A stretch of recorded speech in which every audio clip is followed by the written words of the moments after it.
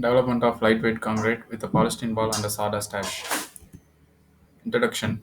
In this, we are going to use a polystyrene ball as a lightweight aggregate. Due to this, the weight of the concrete get reduced, and it have a good thermal conductivity.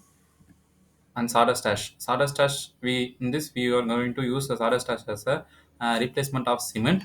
Uh, because sawdust ash have a chemical property of cement. Hence, we are going to use this as an alternative material for the cement.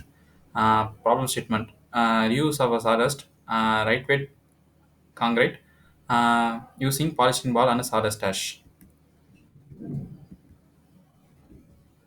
Summary of literature.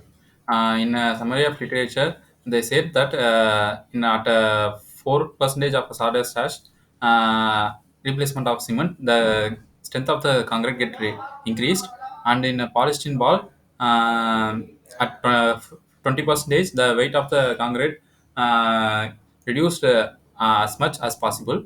Uh, Project objective: to develop a lightweight concrete with a practical replacement of sawdust for cement with a polystyrene ball, to find the optimum percentage of sawdust ash and polystyrene ball.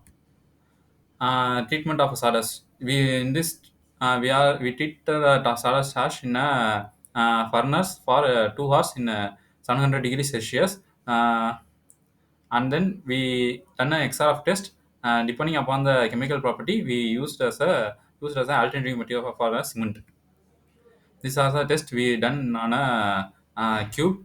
Specificity test for a coarse aggregate, fine aggregate, and cement. Casting and curing. Density test for a cube. Compression test.